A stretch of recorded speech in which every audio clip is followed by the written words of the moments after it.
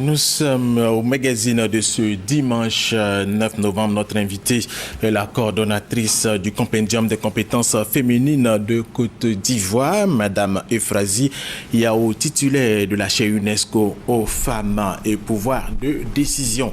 Avec elle, nous allons parler de ce programme qui est chargé de fournir des informations justes, utiles et en temps opportun au président de la République pour la prise de certaines décisions concernant le recrutement, la nomination des compétences féminines. Mais avant notre entretien, Madame Yao, merci d'avoir accepté notre invitation. Merci. Avant notre entretien, nous allons suivre ce reportage de Sorosita et Francis Boifo. Le compendium des compétences féminines de Côte d'Ivoire est une base de données pour la promotion socio-économique des femmes. Cette base de données vise à renforcer la visibilité, la participation et le leadership des femmes dans la gestion des affaires publiques et privées. Le compendium des compétences féminines permet également de fournir des informations utiles et en temps opportun au président de la République pour la prise de certaines décisions concernant le recrutement, la nomination ou la représentation des compétences féminines. Aussi permet-il d'identifier les secteurs où les femmes sont sous-représentées afin d'inciter à la prise de mesures correctives dans le sens de l'équité et de la justice sociale. Sont concernées par ces opérations toutes les compétences féminines ivoiriennes, quel que soit leur niveau, leur domaine d'activité, leur parti politique et religion.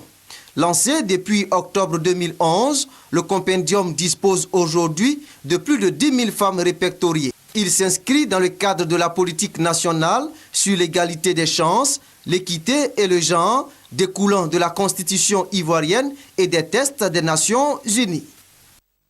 Madame Yao, vous n'attendez pas le président de la République quand même pour faire fonctionner ce programme?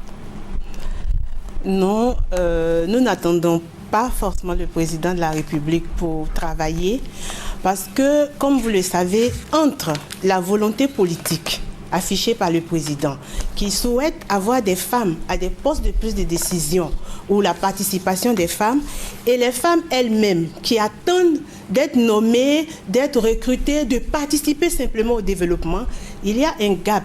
Et c'est là que nous mettons le compendium. Donc c'est toute une stratégie que nous développons et nous travaillons à cela.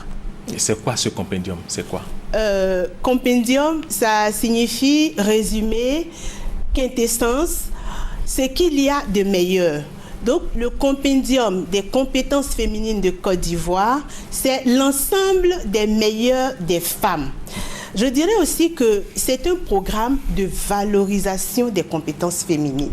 Ce n'est pas un simple répertoire. Valoriser les compétences féminines qui a été sollicité par le président de la République et qui est mise en œuvre par pratiquement toutes les autorités de ce pays ont une intervention dans ce programme.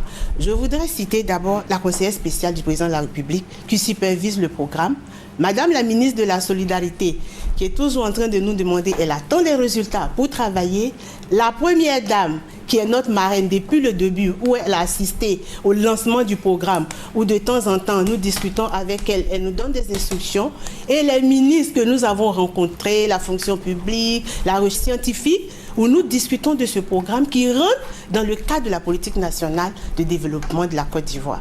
Donc c'est cela le compendium. Mais il a des objectifs. Et c'est quoi ces objectifs? Quels sont vos objectifs? Et vous existez depuis 2011, Francis Boifo l'a dit à l'instant. Oui, certainement. Nous existons depuis le 4 octobre 2011 où nous avons lancé le projet. Mais l'inscription en ligne a commencé le 10 janvier 2012.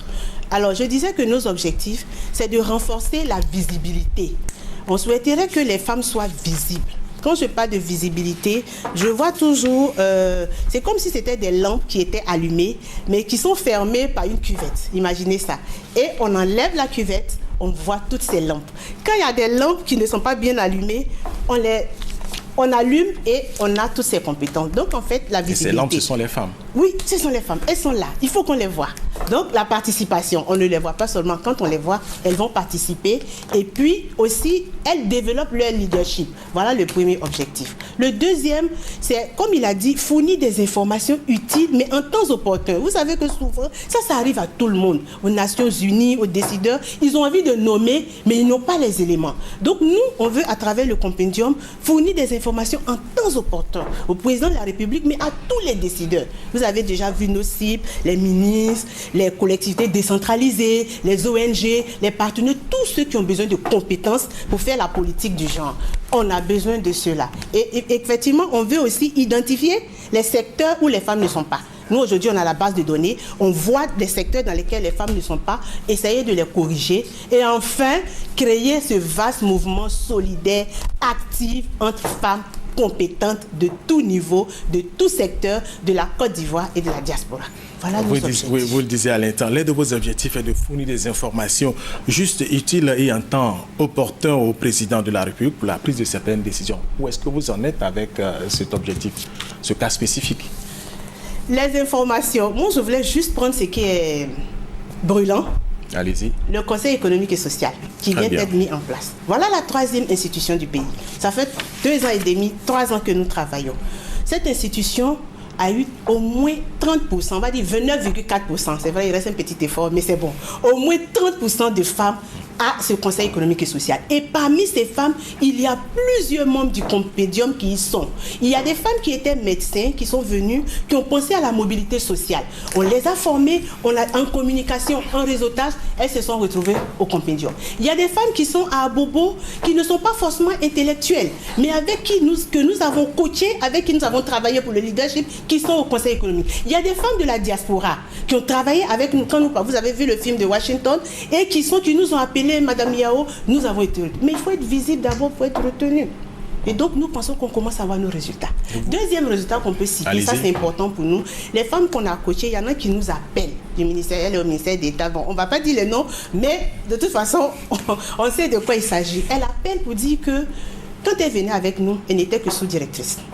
Quand elle a commencé à renforcer ses capacités et sa responsable vraiment apprécier le compendium, elle a été nommée. C'est parti au conseil, elle a mis ce qu'elle a fait avec nous, elle est au compendium, elle a été nommée par décret, elle est devenue directrice, elle a à peine 10 ans d'expérience.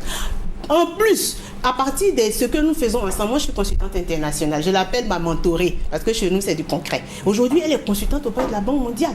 En moins de 3 ans, et je pense que toutes ces femmes auront l'occasion de témoigner. Il y a des résultats. Alors, vous disiez à l'instant, il n'y a pas que les femmes qui vivent en Côte d'Ivoire. Vous avez parlé également de la diaspora. Oui. Est-ce que vous avez pu contacter l'ensemble de ces femmes qui travaillent à l'international, qui vivent hors de la Côte d'Ivoire? Oui. En fait, ça s'est passé dans la méthodologie que nous avons utilisée. Quand le président nous a confié la mission, on s'est dit, il veut voir toutes les femmes compétentes de Côte d'Ivoire. Donc, la seule manière de respecter la question de bonne gouvernance qu'il voudrait, c'est d'ouvrir un site web, comme ça toutes les femmes du monde entier, mais ivoiriennes, auront accès à ce site. C'est de mettre en ligne une fiche d'inscription en ligne pour qu'on ait toutes les informations que nous voulons. Et c'est de faire beaucoup de communication, de publicité à la presse, que nous déplacer pour aller aux États-Unis, au Mexique et en France, partout pour que toutes les femmes ivoiriennes soient concernées. Et je vous assure que les femmes de la diaspora ont beaucoup de projets pour leurs femmes d'ici. C'est tout cela que nous allons dérouler. Et je dis toujours, tant qu'il y aura des inégalités sociales, politiques, économiques, culturelle entre les hommes et les femmes de Côte d'Ivoire, tant que nous aurons le soutien du gouvernement à travers la ministre, du président de la République, tout ce que j'ai cité, nous allons continuer à réduire ces inégalités. Et Madame Yao, vous avez un annuaire. Comment est-ce que vous l'avez mis en place et quelles sont les spécificités dans cet annuaire? Vous savez qu'au départ, le premier produit que le président a demandé, c'était d'avoir un annuaire des compétences féminines. Donc, à partir de la base de données, vous avez dit déjà, on a 10 000 femmes. Nous avons extrait des données de la base pour pouvoir sortir cet annuaire que vous avez. Mais je voudrais signaler que nous avons mis suffisamment de temps pour que ce travail soit fait de façon scientifique, sans discrimination, avec beaucoup d'objectivité. Je donne un exemple. Allez-y. Dans la base de données, tout le monde s'inscrit. Je peux m'inscrire pour dire je suis dans une société SS. Je m'appelle Yao Konan. Mais dans l'annuaire, avant de mettre votre nom dans l'annuaire, il faut qu'on vérifie. Est-ce que la société SS existe? Est-ce que vous-même vous existez? Est-ce que vous avez la fonction que vous avez déclarée? Est-ce que vous avez le diplôme que vous avez déclaré? Dans la base, c'est fermé, on ne voit pas. Mais dans l'annuaire, c'est tout ce travail que nous avons fait. Imaginez-vous les femmes de la diaspora. Il fallait écrire aux ambassadeurs pour leur demander de se renseigner sur ces femmes parce qu'on ne peut pas donner un travail qui n'est pas compétents, entre guillemets, parce que ce sont des femmes compétentes qui travaillent sur le dossier. Et nous avons vraiment insisté pour que la question de confidentialité dans l'annuaire, la question de certification de nos données soit vraiment notre souci. Et c'est comme ça qu'on a l'annuaire. L'annuaire, vous le voyez, il y a plusieurs éléments qu'on trouve dedans. Il y a les secteurs d'activité des femmes. Il y en a 1003. 1003, pas parce qu'il n'y a pas beaucoup de femmes cadres de haut niveau. 1003 parce que selon la démarche que nous avons adoptée, la démarche qualité, il a fallu éliminer beaucoup de femmes. Simplement, quelquefois, elles n'ont pas fini de remplir. Elles sont cadres, elles sont compétentes, elles sont DG, on les voit, mais elles n'ont pas fini de remplir. Donc, on ne les met pas dans l'annuaire. Alors, Madame Yao, nous allons être un peu plus concrets ici. Nous avons Madame Ruth Yao Aou Noélie. Elle est enseignante-chercheur à l'université. Alors, que gagne cette dame qui est dans votre annuaire? La première des choses, c'est la visibilité. Monsieur Assa, je vous ai dit, là, vous avez cité ton nom, moi, je ne savais même pas qu'elle était dans l'annuaire. Il faut qu'elle soit visible. Donc, elle gagne la visibilité, elle gagne à appartenir à un réseau de femmes. Comme je dis, il y a des femmes compétentes, des femmes dynamiques qui n'attendent que donner. Elle gagne à appartenir à ce réseau, elle gagne à être connue dans tout le monde entier. Parce qu'il n'y a pas que l'annuaire, il y a le CD-ROM interactif que nous allons distribuer partout. Et elle va saisir son opportunité, elle va saisir sa chance. Il y a des femmes DGA que j'ai rencontrées la dernière fois. Je leur demande, mesdames, vous êtes compétentes, je suis venue à votre graduation. Est-ce que vous êtes au compendium? Elles me disent oui. Mais moi, je ne savais même pas parce que la base est tellement confidentielle. Alors, comment est-ce qu'on vient au compendium? C'est gratuit. Parce qu'il y a beaucoup de femmes qui nous demandent, c'est tellement beau qu'on paye comme on ne paye rien. C'est gratuit. On vient seulement sur le site www.compétences avec S, féminine avec S, .gouv comme gouvernement GOUV.ci. Et puis quand vous rentrez sur le site, on met inscrivez-vous. Vous vous inscrivez, on va vous demander votre identité, nom, les professionnels, les diplômes que vous avez eus. Et c'est à partir de là qu'on ressort l'annuaire. C'est simple. Vous nous donnez des contacts, vous nous dites même si vous parlez plusieurs langues. On a eu des demandes de femmes qui parlent le chinois pour être expertes consultantes en Chine. Donc, on a besoin de toutes ces compétences. Alors, très bien. Alors, vous avez besoin de toutes ces compétences, elles sont inscrites. Alors, comment est-ce que vous les suivez?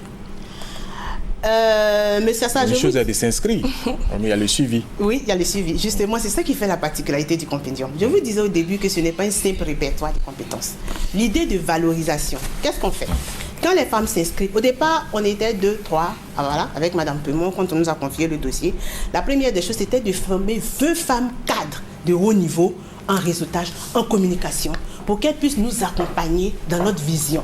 Parce que c'est aussi une vision, c'est un label. Et ensuite, nous avons commencé à former les femmes par groupe pour que le réseau s'agrandisse. On fait des forums où on partage l'expérience. Il y a un forum qu'on a appelé « Récolter pour rebondir ».